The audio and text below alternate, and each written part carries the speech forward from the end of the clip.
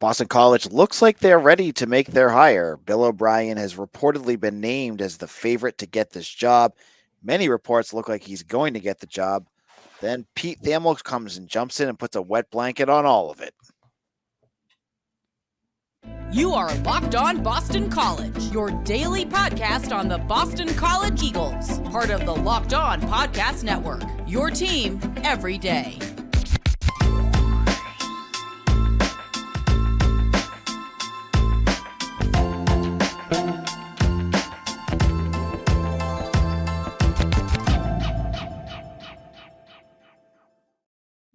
Good evening, everyone. This is AJ Black with a special episode of Locked On Boston College. I'm your host and editor of Eagle Insider. Today's episode is brought to you by FanDuel. Make every moment more with FanDuel.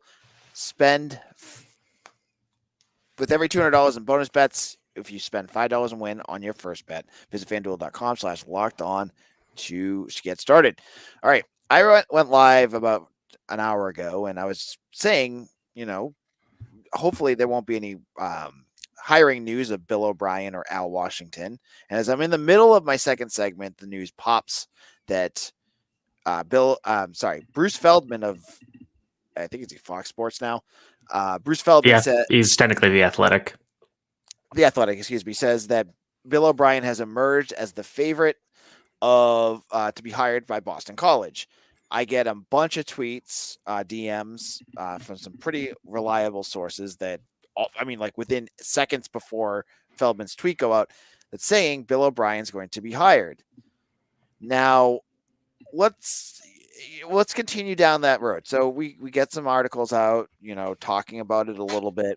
I never said it's definitely happening. I just said it's reportedly happening, and what I've heard is it's going to happen because I haven't seen that. Obviously Boston College hasn't officially announced it yet.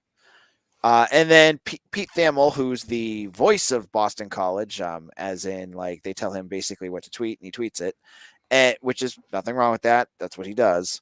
Tweets out that. Do you have the tweet in front of you, Mitch? Yeah, I got it.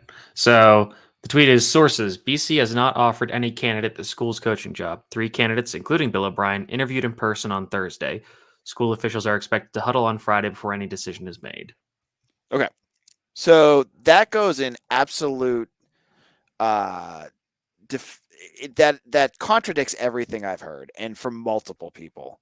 So here's where things stand. According to BC, he hasn't been offered the job. Not what I've heard, but that's okay.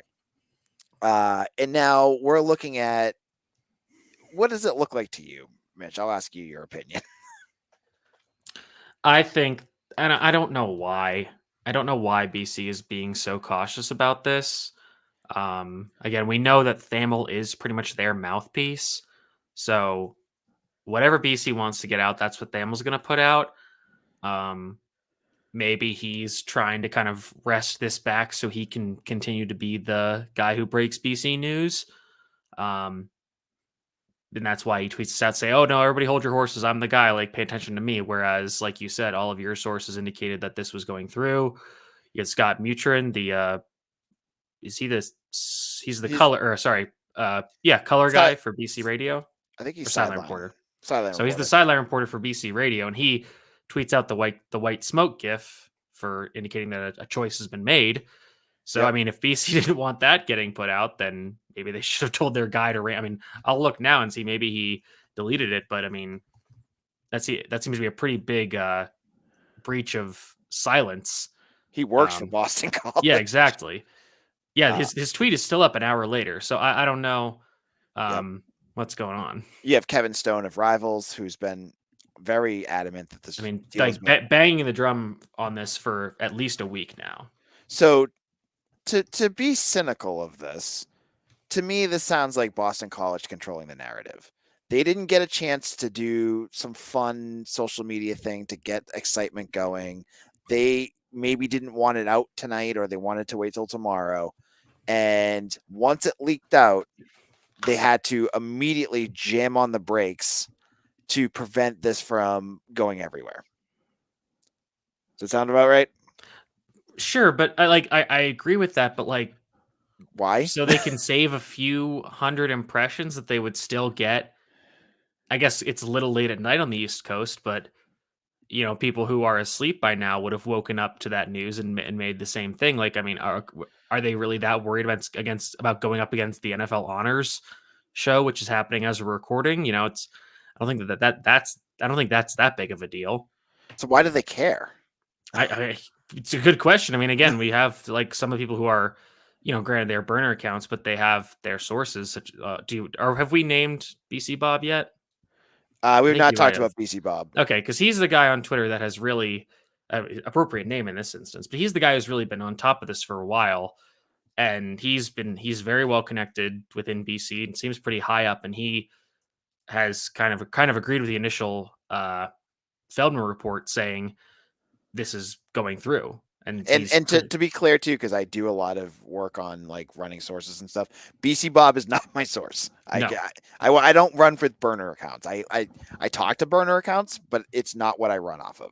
I promise you. So continue. But I mean, if you did, I mean, BC Bob is the class among them because he doesn't really engage with all the other kind of chicanery that the other burner accounts get involved with. Like if he's tweeting, it usually means he's tweeting something that's meaningful. Like he's the guy who had the non-conference schedule before that came out. Like he had that a few weeks before. I guess also the fact that BC was like playing Duquesne. And yeah, he's been on top of this for a while. I think he had some information about when the interviews are taking place, who was getting interviewed, and it's all been right so far. So it'd be weird for him to, again, he's been doing this for a little while now. So it'd be weird for this just be a long con for him to, screw us all over now. And then to go back to the other piece of Thamel's tweet that was interesting was they interviewed 3 people. I mean, Football Scoop, who I was saying to Mitch before, is right below Thamel in terms of accuracy. Like they talk to agents. And they're accurate on, and I guess Thamel is too, but they're accurate across like all levels of football, of college football, really. And so they reported this morning that BC had 2 interviews. So I don't know where Thamel's coming up with a third, or again, is BC hiding something? It also seems odd that Thamel tweeted that O'Brien interviewed today when I'm pretty sure we were pretty sure that he interviewed earlier in the week. No, maybe he had a second interview. I don't know. Yeah, he had the on-campus interview today. Oh, okay. Yeah. So just for folks that are listening at home, BC had on-campus interviews today, and the 2 people so earlier this week they were in Atlanta. There were 5 to 6 that got interviews down there. Then they went on campus today, and there was everything I heard up until Thamel's tweet was there were 2, and he says 3 interviews. And then I know from a good source that Bill O'Brien met with Father Leahy, and then there was like radio silence, and BC fans were freaking out for about 8 hours straight, from about 1 to 9. And then we get the tweet from Feldman, and now we're back here. So that's kind of where we stand with the process right now. I still think almost without a shadow of a doubt, he's going to be the hire. Whatever they're tweeting out, I see someone in the comment section saying, did he back out? No, he didn't back out. This is all on BC. This is BC doing their BC things. So I feel like once they get to whatever they need to be at, maybe they don't have everything crossed and dotted yet. It's not triplicate yet. Once that's done, everything will be fine. Yeah, I mean, this again, we were the worry for most of today that BC was going to somehow screw this up and it wasn't going to be O'Brien at all, which I guess theoretically it still could be, knock on wood, but that just seems unrealistic at this point. I mean, it would have to be that would be a pretty significant fumble by BC to get this literally to the finish line and then trip right before they get there. I mean, it's hard to say it's been a weird search because I mean, I guess it kind of has followed along the relative timeline. I guess it's just because there were people that were reporting O'Brien was the favorite early on, and then some people ran with that as being that it's a done, as you talked about, it's a done deal, which it never was. And I think that some of those early reports were a little generous as to where it was in the process. I think he was certainly the favorite of people involved, but they still had to go through the process of actually interviewing these candidates, which, again, BC kind of, if this continues the way we think, BC does end up getting their guy. But, even though we get frustrated if Leahy's penchant for slowness, I think you can respect that he wants to go through the proper process and the proper channels to get something like this done. Right. I was saying that on the earlier episode I did today, that I don't hate his process. I get it. It's slow, but that's what he wants to do. And like, we're at the part of this hire where, and especially part of the season where there's not a ton of candidates out there because some of the names that you wanted are gone. There's also no other jobs, so he can afford to take his time. That too. Yeah. And if he backs out, you want to make sure that you have your other candidates lined up so that you can continue on your process. So I get that piece. So we're done with our process of what happened tonight. You guys got a better feel for what happened. Again, I still feel like tomorrow we're going to get the official, BC will probably do the smoke coming out of Gasson thing, and then we'll get Pete Thamel tweeting it out, and then, it's because Pete got it. Then we're going to go with it. So we'll probably get a more official announcement tomorrow. But I want to talk more about Bill O'Brien in a moment. And I entitled this show for something that I want to talk about, which is I think that Bill O'Brien looks to become the biggest hire in Boston college football history. I want to get Mitch's take on that. We'll talk a little bit about all of that in just a moment. Happy Super Bowl Sunday for all who celebrate from FanDuel, America's #1 sportsbook. If you're like me, Super Bowl Sunday is all about scoring the best seat on the couch, grabbing your favorite football snacks, and placing some super bets. Now, if you like FanDuel, you know what I do too. I love the parlays. The parlays are easy to find, they're easy to use, and man, when you win a parlay, nothing feels better than that. FanDuel has so many bets that you can make during Super Bowl 58, but they also have bets for which player will score a touchdown, how many points will be scored, and so much more. New customers join today and you'll get $200 in bonus bets if your first bet of $5 or more wins. Just visit FanDuel.com/lockedon to sign up. That's FanDuel.com/lockedon. Make every moment more with FanDuel, an official sportsbook partner of the NFL.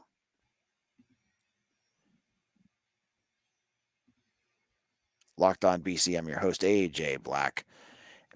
Bill O'Brien, by all accounts, is set to become the next head coach. We now have some doubts on that, but I want to talk about it because we're going to head into the weekend, and I'm not sure how much me and Mitch will be able to go live to talk more about it if it officially happens, especially tomorrow because I'm traveling. So I think if you look at BC's history of hires, Bill O'Brien could be the biggest and most important hire that they've made, given the situation the conference and the school is in right now. Give me your thoughts on that statement, Mitch. Yeah, I mean, I was saying that I think this is arguably the biggest or splashiest hire that BC has made in pretty much all of its athletics history. Because I'm obviously younger, so I don't know a ton of the history firsthand. And you think about a guy like Jerry York, and I think if you want to make the argument for this, that okay, like let's kind of put it in the context of college hockey, and we'll give it a bit of a curve, if you will. I think I forget where he was before BC. I want to say Bowling Green, but I could be wrong. I know he was there before at some point, but I still think that at the time, he's a good college head coach, and then you kind of make the jump to BC. So it's like, okay, like he's making the jump up. This could go well, it could go bad still, and obviously Bill O'Brien could still go bad. But he maybe just doesn't have that pedigree. And I'm looking at the other kind of big name coaches in BC's football history: Jack Bicknell, Tom Coughlin, Tom O'Brien. And, Bicknell comes to BC after 5 seasons at Maine. So nothing super splashy about that. Tom Coughlin comes to BC after about a decade, a bunch of years as a wide receivers coach in the NFL for a few different teams, becomes BC's head coach. So again, maybe not particularly splashy. And then Tom O'Brien comes over after being the offensive line and offensive coordinator at Virginia. So again, like these are solid hires, but none of them are particularly splashy. And I think that that's the biggest difference here, is that O'Brien is a pretty known commodity as a coach. Given that he's been a head coach at both the professional and college level. He's been an offensive coordinator at both the professional and college level. And he's had a pretty successful track record. Obviously, there's that kind of fun fact going around that he's one of a very small number of assistants who have coached for both Bill Belichick and Nick Saban, and have never won a national title or a Super Bowl, which is weird. But the guy has a winning record as a college head coach, and a winning record in a very difficult situation where he has to go into Penn State following the Paterno-Sandusky scandal, and still gets 2 winning seasons out of Penn State with a bowl ban and scholarship reduction, which is pretty difficult to navigate around. And then after that goes the Texans. And again, we have to consider that I think the Texans had, a few good years here and there with Gary Kubiak before, but with under O'Brien's tenure, I think they only missed the playoffs in 2 out of his 6 or 7 full seasons. And so basically, even with quarterbacks like TJ Yates or Ryan Fitzpatrick, Brian Hoyer, Ryan Mallett, all these kinds of, fun NFL journeyman names, he had this team as a pretty consistent division winner, again, in a relatively lesser division, but a team that, was kind of the laughingstock of the NFL as a consistent contender for the playoffs. Obviously, they never really made any noise. I don't even think they ever got to the AFC Championship. Obviously, they had that one game where they had the big lead against the Chiefs, and they eventually blew it. But you have this team that, again, the Texans, which was kind of a expansion joke of a franchise, and he makes them legitimate. Obviously, he tries to follow the Belichick path, takes over GM duties, and things kind of spiral. And obviously, the whole nasty man situation, the guy who's now in Cleveland, and then goes to Alabama for 2 years as an offense coordinator. And if it was almost excuse me, if it was almost any other school, it'd be like, wow, this was a great tenure. They averaged like 30, almost 40 points a game and 35 against Power 5 competition, and they only lost 4 total games. Of course, at Alabama, that's complete abject failure. So, there might be some jadedness on that side of things. And obviously, his last year with New England Patriots, their offensive coordinator, was pretty bad. But I think you could argue that the talent he had to work with there was lackluster, if not just unworkable. So, and especially because of his connection to New England, again, working in New England, being from New England, he has this cachet with a lot of BC's fan base where it's a recognizable name who, again, has had a lot of success in pretty much in most levels of football. So we talked a lot about how BC has prioritized head coaching experience in this coaching search. And I think that, like you said, that is exceptionally important because navigating college football right now is very difficult. And for a school like BC, being able to consistently win games is exceptionally important because that allows you to keep the recruiting train running, to keep NIL funds flowing, and then keep those recruits in the building. And especially with the conference layout being kind of shaky at this point, you need a guy that is going to be able to kind of, seize control and, be the shepherd through these kind of dark times. And I think that, even though O'Brien can maybe be a little prickly as a personality, this is a guy who is probably more of the CEO type. I don't think he's going to be like the offensive, brainchild designing everything. He's going to be just more of the leader that makes sure everybody's in the best place to successfully do their job. If you'll forgive the Patriots reference. Yeah. Which I think a lot of folks that watched Halfley thought he had issues with putting him in the right place on the field to do their thing. So, I think with NIL, as you said, and conference realignment, this is going to be such a huge hire. And you're looking at a guy who, it's going to be interesting to see what his staff will look like.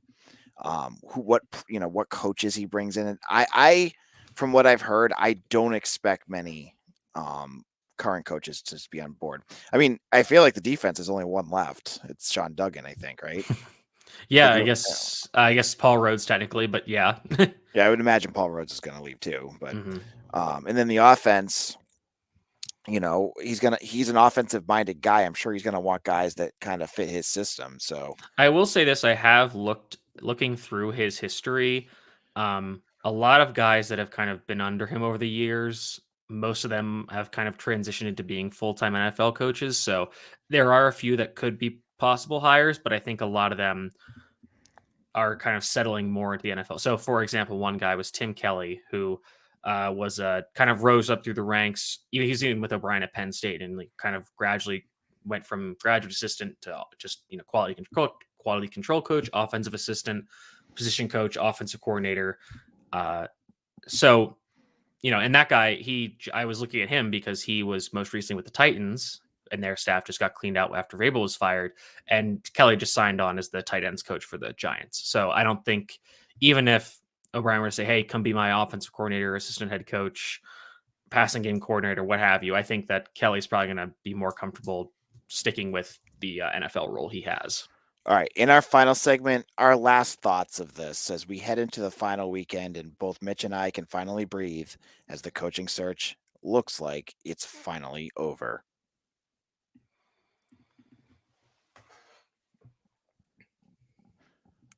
Welcome back. This is Locked On Boston College. I'm AJ Black of Eagle Insider, part of 247 Network, and Mitchell Wolfe with me is my staff writer at Eagle Insider.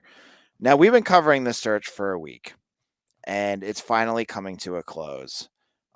By the way, I have a source in my inbox who says that they think the third interview, and again, I can't confirm this, and I'm on live right now, is Jeff Monken from Army. That was what someone just sent me. But we're now in the home stretch here.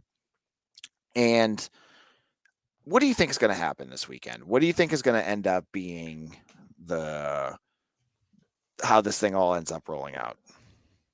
I mean, I think BC will probably announce that O'Brien is the head coach tomorrow. I was going to say they'll probably schedule the press conference for Monday, but they might even give it till Tuesday because the Monday is the day after the Super Bowl, and they want to kind of have it be its own thing and give people time to kind of get some time away from the Super Bowl to direct their attention to BC for this. Yep. But after that, I mean, O'Brien's gonna have to move quickly again because he, like we were just saying, he's gonna have to fill out the rest of the staff, particularly on the defensive side of the ball, which is not his area of expertise. When I was looking at defensive assistants, a lot of those guys were more Mike Vrabel guys or followed Mike Vrabel to Tennessee. So yep. That's going to be difficult. Obviously, he's going to need to get into the building to shore up the roster in terms of transfer portal guys. We've seen that 2 have already entered, although we figured those 2, we were told those 2 would be entering a while ago. It was just kind of a matter of time. In tight ends, Charlie Gordinier and Hans Lillis, neither of whom played a ton. So, it could be worse. Yep. It's a good move for them too. So they especially for Gordinier, who I think does have the talent, but I think he just kind of needs the opportunity. And given Jeremiah Franklin's ascension and Kamari Morales coming in and Matt Reagan being a player I think that could be a valuable contributor, kind of just makes sense for him to try to get into a more a better opportunity where he can be the number 1 guy and play a lot more. Yeah. So I think, it's going to be a busy weekend. I imagine if I was BC, they're going to probably do the similar. Remember Halfley when he was hired? I think it was was it a BU game that he was at? Yes, he did. Mm-hmm. And he did he was yelling and screaming on the ice. I think that was the weekend he was hired, if I remember correctly. Yeah, I wonder if that game was on a Saturday though, and he was announced on Friday, and also it wasn't the Saturday of the Super Bowl. Yep.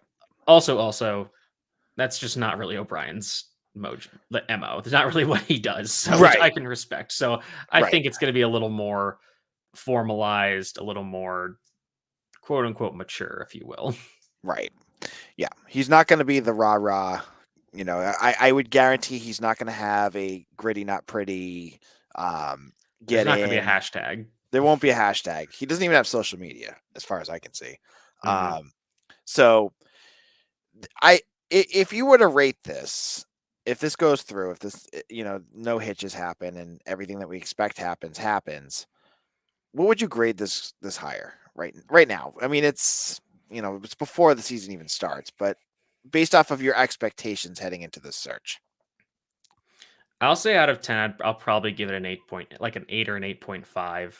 I am still concerned about O'Brien's ability to navigate the NIL landscape specifically and the recruiting aspect of the job, which again, I've kind of always downplayed. Like, I'm not saying you need to be recruiting at this elite level with programs that are tiers above BC, but at the end of the day, you still need to do it.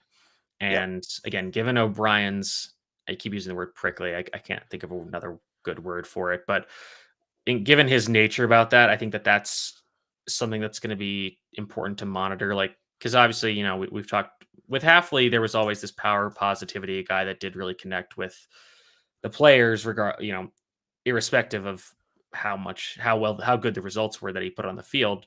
And we've seen that O'Brien is able to put on better results, but if you go back through his tenure, you see this kind of friction with the players. You think about guys like DeAndre Hopkins. Even there was the report going out, I think it was around the playoff, where he told Jalen Milroe, the quarterback at Alabama, that he should switch positions or something. So, I think O'Brien's not really ever one to pull punches or be your best friend or anything. Like, he's going to coach players hard and be more of a disciplinarian. And again, there are advantages to that, but there's also drawbacks. And I think in today's world of college football, we're seeing that, I would say on the average, that the drawbacks are becoming more significant than the positive aspects. So again, it's not a perfect hire. I think it would have been difficult for BC to make a perfect hire given the timeline of how this all developed. But in terms of the candidates that they had in the pool, I think this is the best hire they could have made. Okay, I agree with you, and I get your a lot of your worries. I think it's all, especially with recruiting, I think it's going to be all about his staff. And we'll have to see who he brings aboard to kind of, he's going to need to bring guys that can recruit and really dive into some of his connections to do that kind of stuff. So again, if they announce it tomorrow, I can't go live right after. If they announce it on Saturday, I could, but I get the feeling they're going to probably announce it tomorrow. So stay tuned to Eagle Insider. Mitch and I will have breakdowns of that when it happens. Follow me on Twitter at AJBlack247. And Mitch, where can they find you? You can find me at Mitchell T. Wolfe, WOLFE on Twitter. If this goes through, I do have something worked out where I've identified a few assistants that I think O'Brien really needs to key in on bringing to his first staff, because I think that, they're really important for filling out the holes. They're guys that have had a good amount of, some of them have had a good amount of experience with O'Brien. So maybe they can be kind of the go-betweens for him and his more authoritarian personality. And these can be the coaches that connect better with the players on a more personal level. All right. For Mitch, this is AJ. Thank you all for listening to Locked On Boston College, your team every day.